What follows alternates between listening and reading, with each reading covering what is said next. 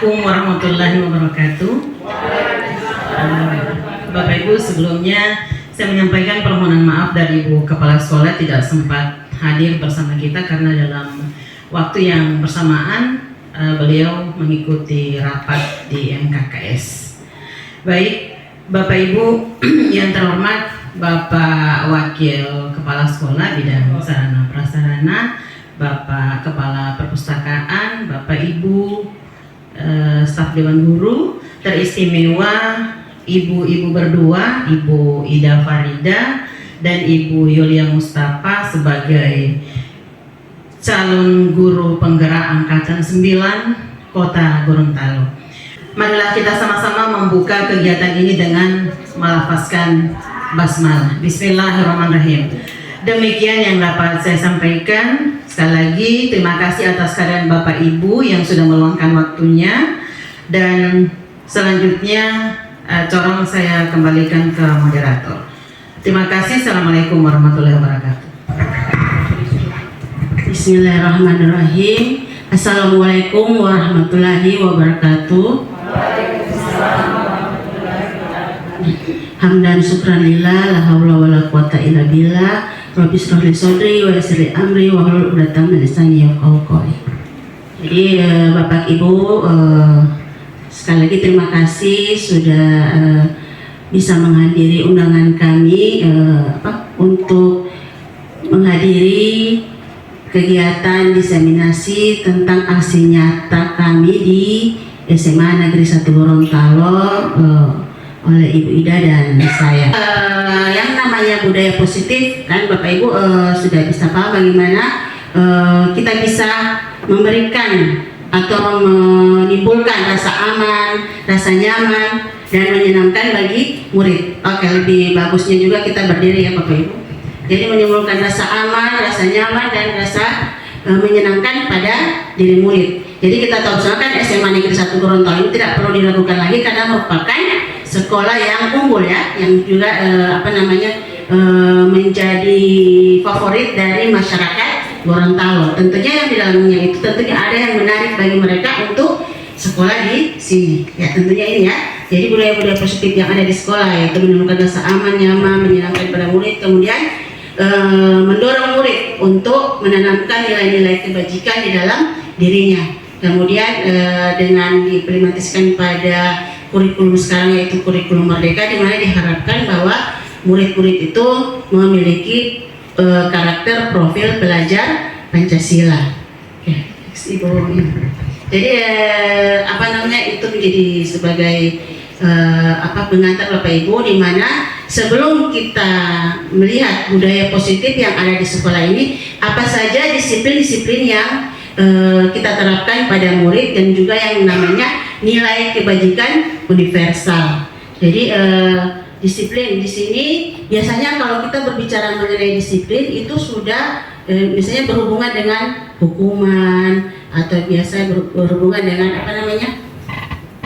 tata tertib atau peraturan yang berlaku di sekolah. Jadi sebenarnya disiplin di sini ini dia kalau dilihat dari kata maknanya yang sebenarnya yaitu belajar. Ya, jadi disiplin. Kemudian sebenarnya disiplin ini berhubungan dengan kontrol intrinsik yang ada atau motivasi intrinsik yang ada pada diri seseorang, ya seperti itu. Tapi biasanya kalau kita berbicara mengenai disiplin itu berhubungan dengan peraturan atau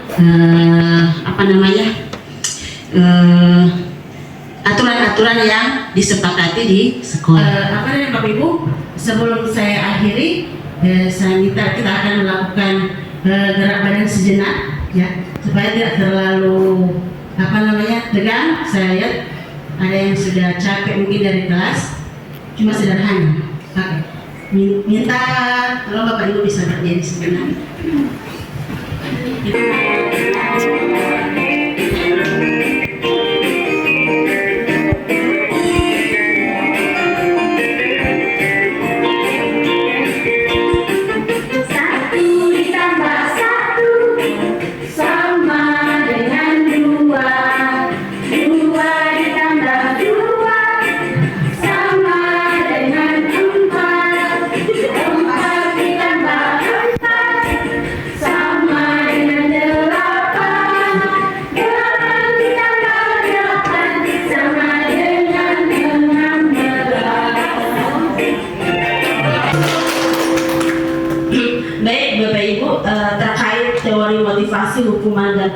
belajar. Saya mau tanya ke kita, jangan dulu kita ke siswa. Kira-kira diri kita ada di poin 1, 2, atau 3, Bapak Ibu? Ya, ada di poin mana? Kalau saya kalau saya mungkin sekarang ada di poin 3. Kenapa? Mungkin karena saya ikut CGP.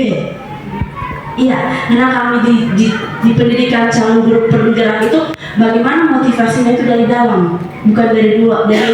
Karena kalau dari luar mungkin kami tidak bisa bertahan di memasuki 3 bulan ini, Bapak Ibu. Ya, karena motivasinya dari dalam, alhamdulillah kami menghargai nilai-nilai yang saya percaya bahwa saya melakukan ini untuk membangun potensi saya melakukan ini untuk mengembangkan kompetensi saya. Ya, kalaupun kita masih ada di poin 1 atau di poin 2, berarti motivasinya Bapak Ibu adalah motivasi eksternal, bukan dari diri kita. Kita mungkin mengikuti upacara karena kita menghindari ketidaknyamanan atau hukuman kena teguran dari atasan. Yang kedua, untuk mendapatkan imbalan penghargaan. Ketika kita mengikuti sesuatu event, kita mengharapkan hanya pada imbalan atau penghargaan. Maka kami di CGP itu mulai ditanamkan bahwa mari kita rubah reward menjadi apresiasi, Bapak Ibu. Ya, sekecil apapun misalnya siswa yang hari ini yang kemarin datang terlambat, hari ini dia datang tepat waktu, mari kita berikan apresiasi bagus, ya. Tidak perlu kita memberikan dia hadiah, karena justru hadiah itu yang nilainya ataupun yang motivasinya bukan dari dalam, tapi dari luar.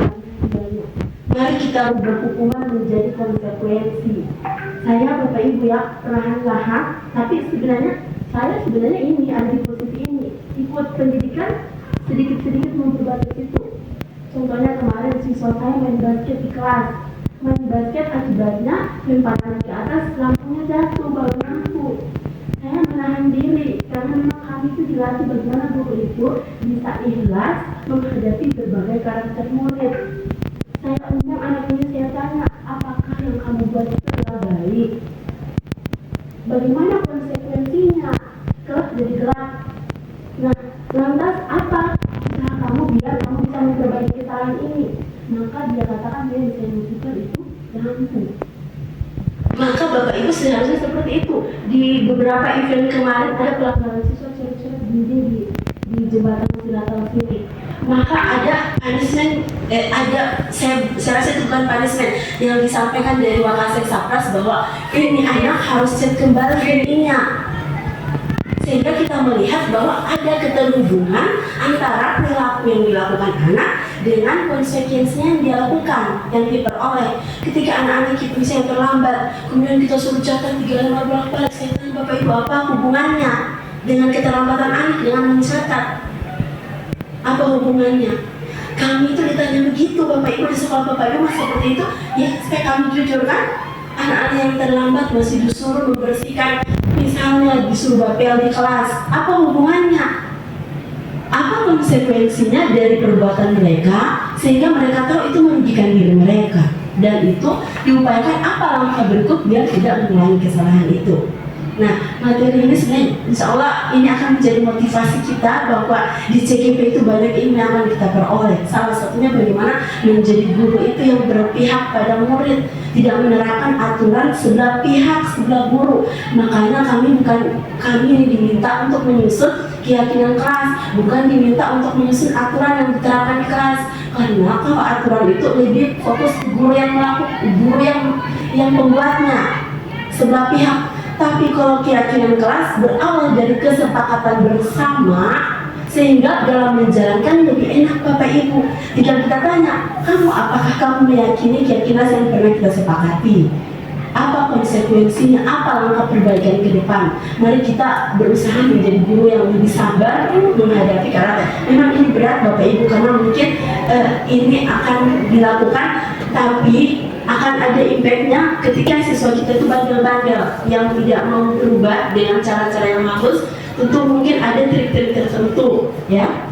Nah, sehingga dengan rasa sabar menghadapi para peserta didik kita, insya Allah budaya-budaya positif kita akan bisa munculkan. Baik Bapak Ibu, saya lanjut. Berikut keyakinan kelas. keyakinan kelas ini yang tadi saya sampaikan bahwa ada sintaksnya, ada tahapannya Bapak Ibu.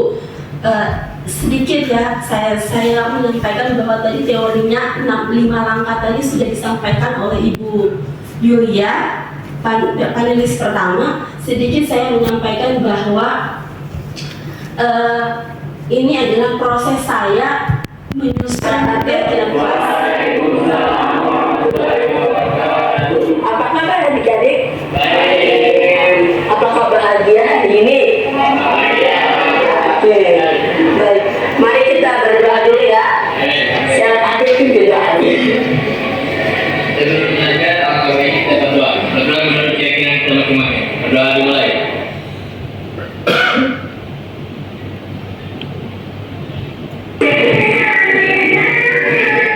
Jadi di awal itu sebelum menyusun keyakinan kelas, saya menontonkan peserta didik saya, wali kelas saya itu dengan sekolah impian. Terus saya tanya ke mereka, apakah kamu pengen juga bikin kelas impian? Ternyata mereka itu jawabnya rame-rame, ingin juga ada kelas impian. Dimana di situ siswanya ketemu guru saling, ketemu sesama teman itu menyapa. Mungkin budaya itu yang belum ada di kami atau ada tapi masih kurang, maka itu perlahan kita akan coba bentuk, karena selain kami juga sebagai CGP bahwa sekolah kita juga ini sebagai sekolah penggerak. Baik, ada sesi yang pertama ini menerapkan kelas impian. Mau? Ya, silakan adik-adik tuliskan bukan waktu 2 menit saja. Silakan. Nah, di sesi ini mereka mulai menuliskan aturan-aturan yang pernah mereka alami selama masih sekolah. Dan coba kita terapkan di kelas ini, biar kita adalah aturan yang tadi itu coba kita dokumentasikan. Sehingga kan yang muncul banyak aturan, kalau saya 38 siswa ada 38 aturan. Kemudian tahap yang berikut, kita seleksi aturannya, kita minta diskusi dari siswa, apakah semua aturan ini mampu dijalankan? Ternyata mereka menjawabnya tidak. Sehingganya saya meminta dari banyak aturan ini akan mereka keluarkan bagi yang tidak sanggup menjalankannya. Ya, jadi murni Bapak Ibu aturannya dari mereka. Ya, ini. Adik-adik kita akan coba masuk di bagian kedua, jadi merumuskan keyakinan kelas. Nah, setelah yang tadi, setelah dicabut, berarti sudah tersortir, tinggal sedikit yang mereka sanggupi. Selanjutnya dibuatlah menjadi kalimat positif. Dari yang tadi, tidak boleh buang sampah sembarangan. Maka kalau kita ubah dalam kalimat positif kan berarti membuang sampah pada tempatnya. Nah, di tahap kedua itu Bapak Ibu, jika Bapak Ibu insya Allah next dari yang kami imbaskan akan membuatnya keyakinan kelas di kelas masing-masing. Bisa juga guru mata pelajaran kolaborasi dengan wali kelas. Nah, setelah itu kalimat positif selesai dan yang telah dirumuskan tadi, mereka ini lanjut menuliskan itu dan mendokumentasikan kembali sudah dalam bentuk kalimat positif. Baik, adik-adik kita ada di tahap yang ketiga, yaitu kita akan coba menyatu peraturan-peraturan yang sudah dibuat menjadi nilai kebajikan. Tahap ketiganya yang itu Bapak Ibu, misalnya kalau buang sampah sembarangan itu nilai kebajikan apa yang kalau tadi Ibu Yuli sampaikan bahwa di dunia ini kan banyak nilai-nilai kebajikan, tapi kita di SMANS atau kita di Indonesia kan lebih fokus kepada profil pelajar Pancasila atau nilai kebajikan universal apa yang misalnya ketika siswa itu membuang sampah pada tempatnya, berarti nilai kebajikan tanggung jawab terhadap sampah sendiri, berarti nilai kebajikannya adalah apa? Tanggung jawab, begitu ya. Nah, dari itu langkah ketiga, kita akan maju pada langkah yang keempat. Langkah yang keempat ini, para peserta didik akan memilah. Paham? Ada yang mau ditanyakan? Selalu memberi kesempatan berdiskusi, membuka kesempatan bahwa anak-anak ini kita bisa dengan luas menyampaikan pendapatnya. Nah, pada proses yang ini peserta didik kita itu menggunakan tabel T dan tabel I. Apa tabel T? Mereka akan klasifikasi mana yang aturan yang akan disepakati nanti yang seperti tampak dan tidak seperti tampak, gitu. Yang seolah-olah yang secara langsung bisa terlihat ataupun tidak terlihat hanya didengar saja, dan yang mana yang akan dilakukan, begitu diklasifikasikan. Nah, itu yang tahap bagian keempat. Kemudian tahap yang sampai bagian kelima, selanjutnya ini kita akan coba pajang di kelas. Kira-kira dalam bentuk tahap kelima, Bapak Ibu, para peserta didik kita ini akan menentukan yang mana yang menjadi tanggung jawab dia dan yang mana menjadi tanggung jawab guru, sehingga enak dalam melaksanakan. Seperti buang sampah pada sembarang pada tempatnya, itu apakah itu tanggung jawab siswa saja? Tentu jawaban Bapak Ibu, guru juga dong harus seperti itu. Berikut misalnya melakukan pikir kebersihan kelas, itu sebenarnya tanggung jawab siapa? Kalau menurut Bapak Ibu, siswa. Apakah itu guru juga? Tentu guru tidak, karena kan itu melakukan piket kebersihan di kelas. Jadi pada rangka yang kelima ini, mereka coba menerapkan bahwa yang mana yang menjadi tanggung jawab dia dan yang mana yang menjadi tanggung jawab guru, sehingga termuslah menjadi keyakinan kelas. Nah, Bapak Ibu, di saya itu ada yang ini, yang sudah saya buat dari hasil kesepakatan itu, jadilah model kesepakatan kelas yang menjadi keyakinan kelas yang ada di kelas 10-6 seperti ini. Nanti kita akan pajang dalam bentuk balihonya, nanti itu dipajang di kelas. Diharapkan semua kelas akan memajang seperti ini, karena saya lihat di beberapa sekolah penggerak sudah memajang setiap kelas, bukan hanya ada madik, tapi ada kesepakatan atau ada keyakinan kelas. Jadi itulah yang kami harapkan kepada Bapak Ibu bisa mengimbaskan terkait membuat kesepakatan kelas yang nantinya akan menjadi keyakinan kelas.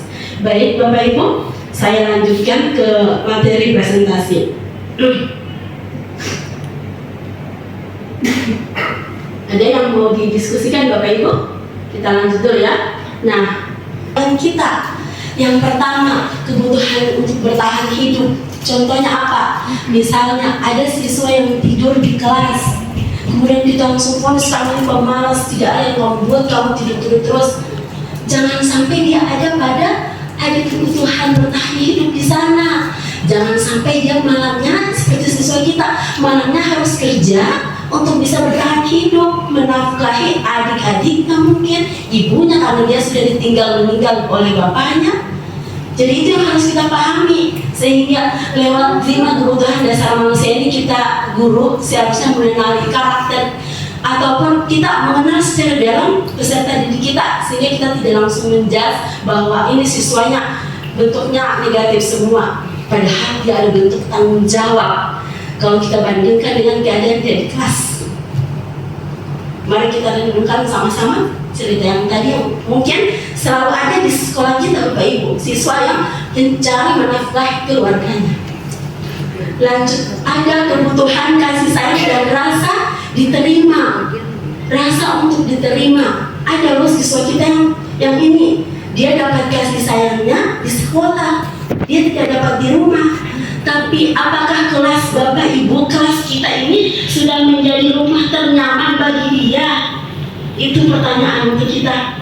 Apakah kita masuk di dalam kelas? Itu saya praktekkan. Setiap saya panggil absen satu-satu, saya tanyakan, apa kabarnya, apa perasaan kamu? Ada si ketua kelas saya, Raka, menyampaikan kosong. Kemudian saya datang dengan fisika dengan hitung-hitungan. Ada yang menyampaikan bahwa tidak senang. Kemudian saya datang marah-marah.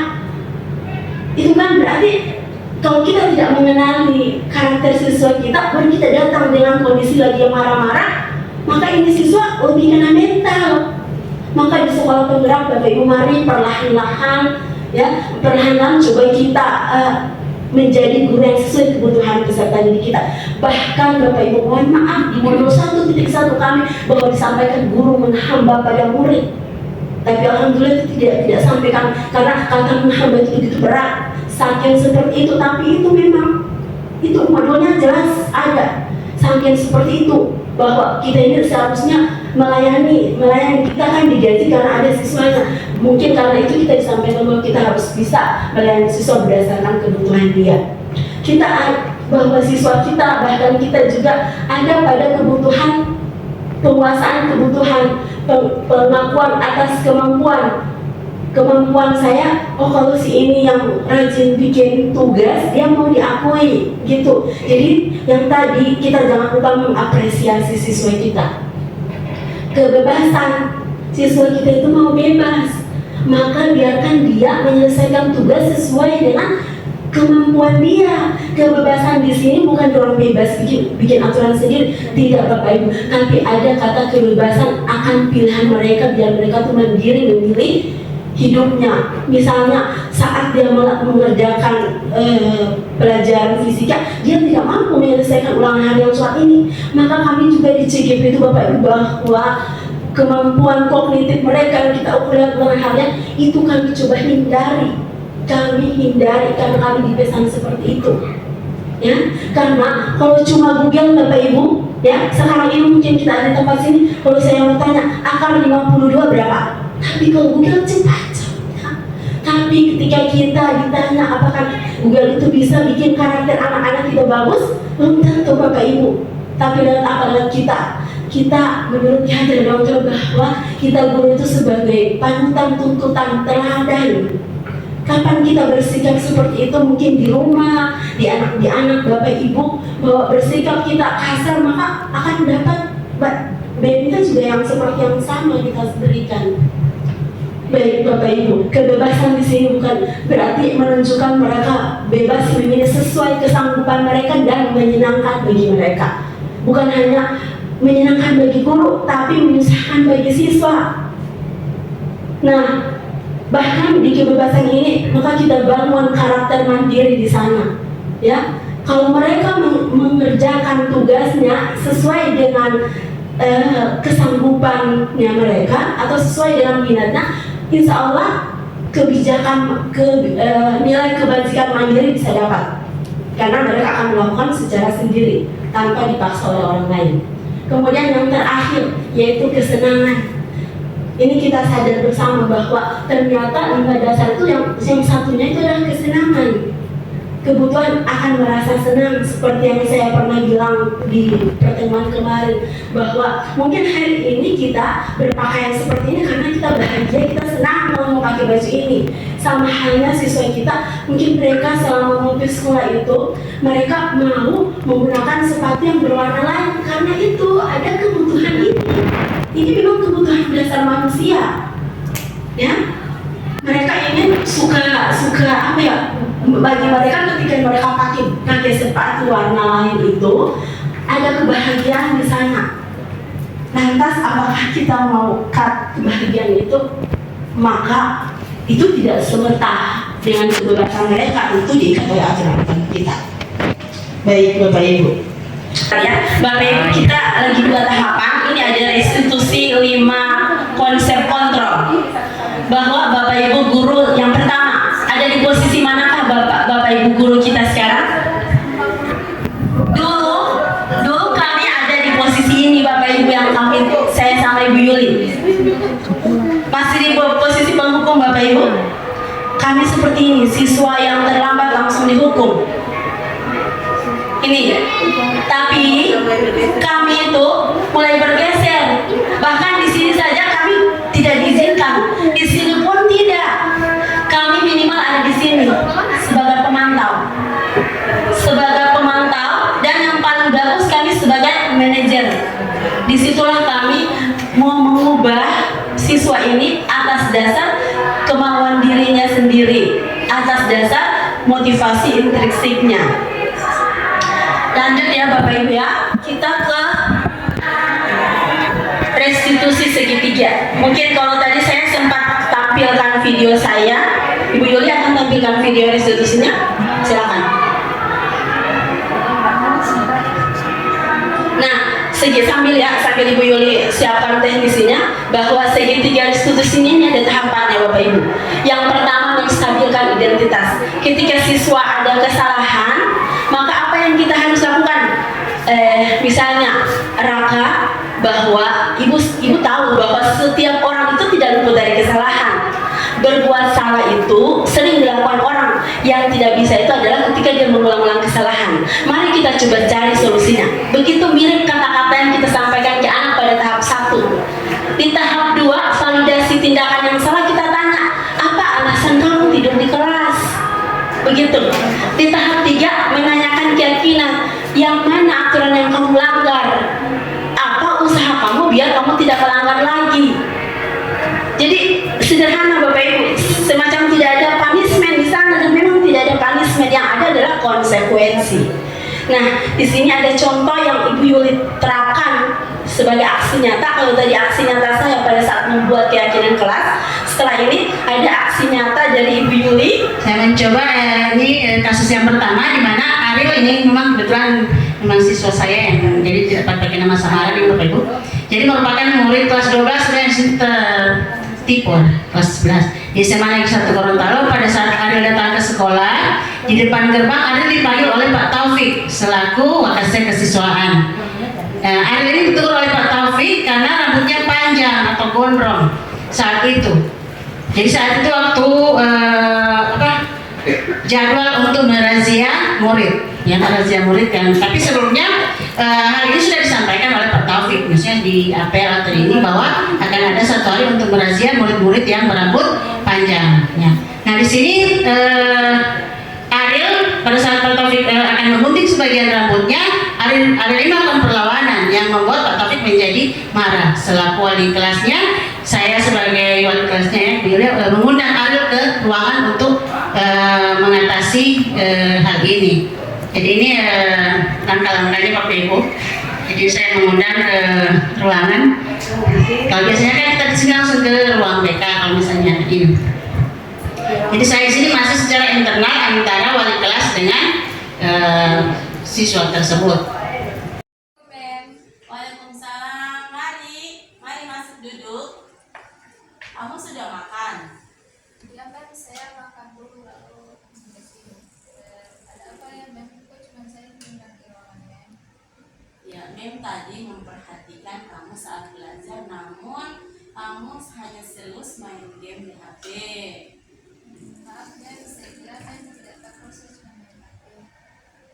Baik, berbuat salah itu biasa, asalkan kamu tidak mengulanginya lagi ya. Ya Mem, saya tidak mengulanginya. Baik, Mem mau tahu apa alasan kamu main HP saat belajar fisika? Ya Mem, saya kurang paham kalau pelajaran itu belum sulit Mem. Oh begitu alasannya. Baik, apa kamu sadar sikap kamu itu menunjukkan dirimu? Ya Mem, saya tidak paham pelajaran kamu. Nah, itulah konsekuensinya ya. Nah, Saya berjanji tidak akan main HP lagi saat belajar. menurut kamu main game HP itu apakah sesuai dengan keyakinan kelas kita? Tidak Mem. Keyakinanmu kelas mana yang perlu kamu tingkatkan? Disiplin Mem, saya harus disiplin dalam belajar. Nah, bagaimana cara kamu agar tidak mengulangi kesalahan yang tadi? Saya akan menyimpan HP saya dalam tas Mem supaya tidak mudah tergoda untuk main HP lagi. Baik, semoga kamu tidak mengulangi kesalahan yang tadi ya. Semoga kamu berubah menjadi lebih baik ya. Nah, sekarang kamu sudah bisa waktunya menghadiri undangan untuk mendengarkan, mengikuti kegiatan pada siang hari ini.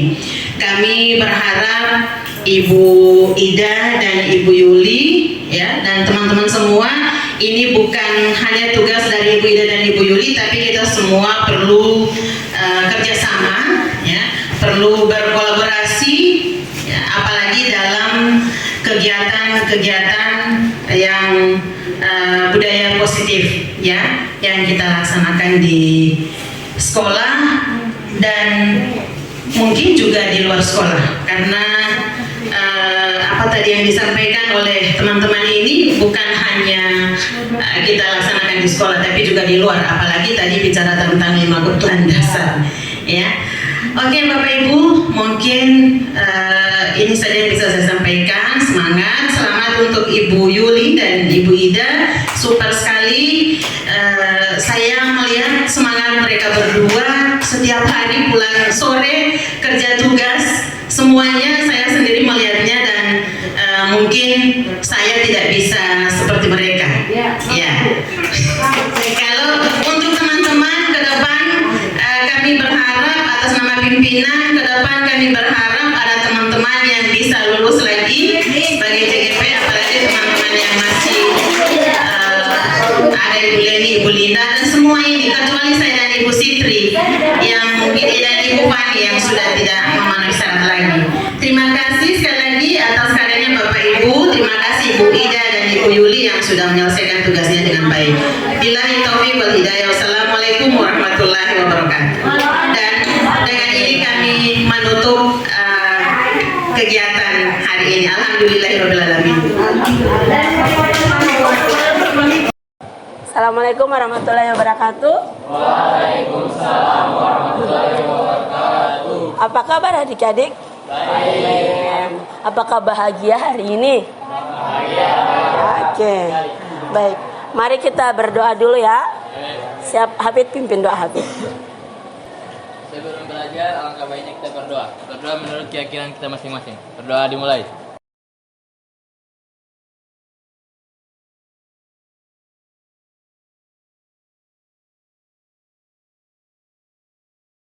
Hari ini kita akan coba membuat keyakinan kelas. Ibu punya video di awal ini. Mau nonton video? Mau. Oke.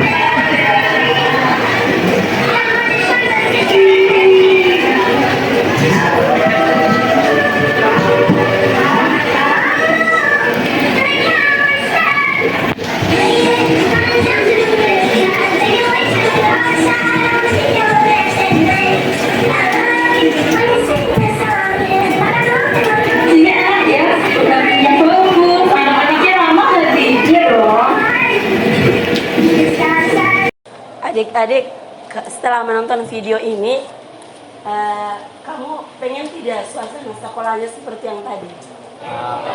Mau? Apakah video tadi itu menampilkan sekolah impian kamu? Bagaimana? Siapa yang mau berpendapat? Apa yang bisa dilihat budaya positif? Apa yang bisa dilihat di sana? Kamu sudah seperti tadi ketemu guru langsung salim, ketemu teman ramah. Sudah seperti itu pas sekolah kita?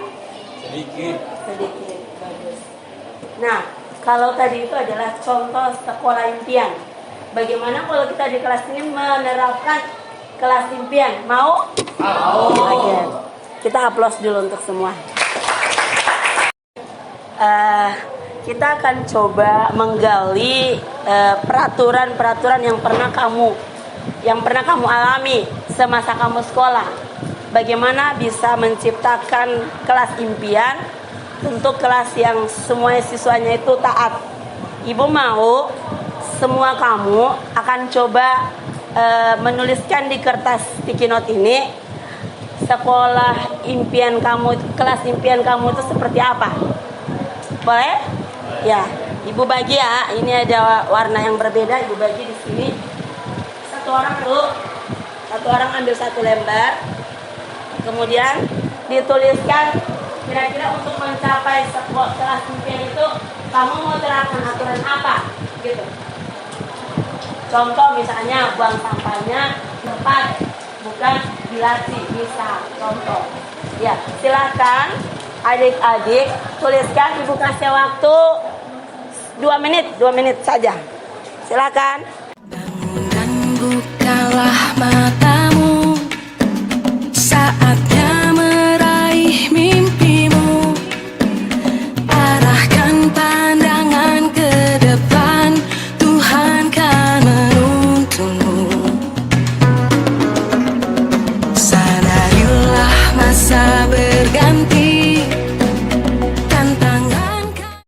adik-adik, sekarang setelah kalian menuliskan aturan-aturan itu secara bergiliran, menempelkan hasil yang ditulis, aturan-aturan yang kamu sudah tulis di papan ini.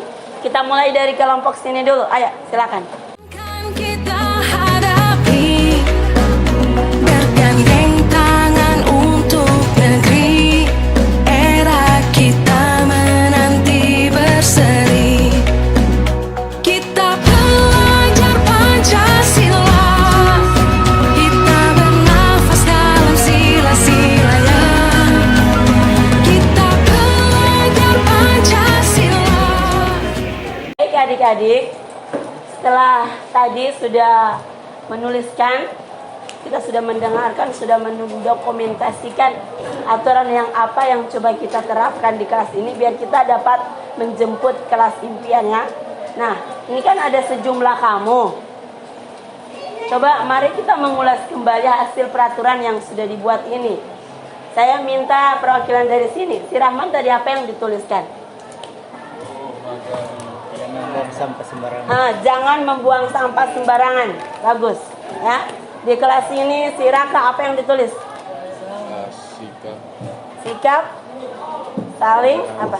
Sikap toleransi, sopan santun. Bagus. Di kelas sana Linda apa yang ditulis Linda? Ya? Gotong royong atau kerjasama. Bagus ya. Nah, oke. Ini kan sudah ada, ya. Sudah ada dari semua orang, cuma tadi ada beberapa 3. Kira-kira yang mana yang menurut kamu peraturan ini yang akan kita teruskan? Ini kan kalau semuanya kita terapkan mungkin berat atau tidak? Berat. Maka kita akan pilih, kita akan saring lagi ya. Mana yang paling cocok kita terapkan di kelas ini. Oke? Ya, sekarang salingnya kelompok ini coba kamu menurut kamu mana yang kamu tidak sanggup keluarkan. Kamu keluarkan dari kelompoknya yang sana. Keluarkan dari situ.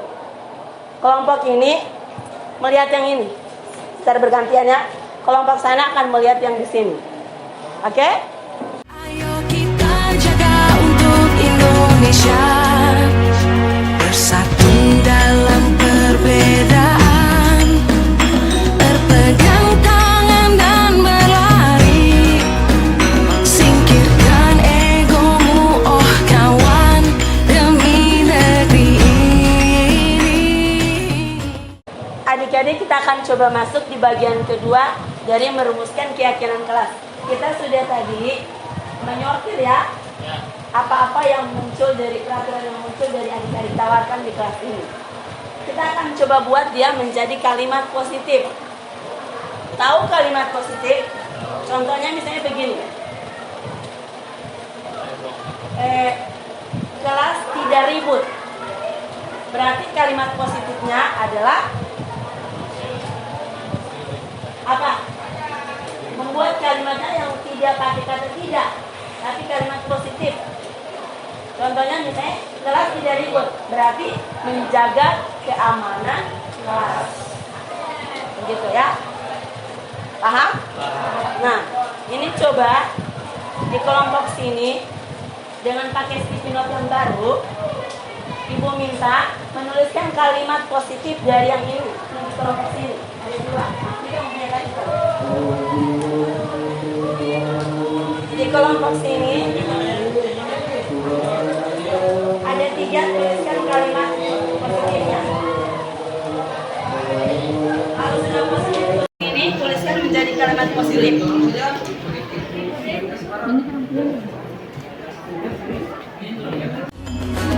Jadilah generasi emas, cerdas berkarakter itu kita, berjuang dan harus berani, kita terus torehkan prestasi.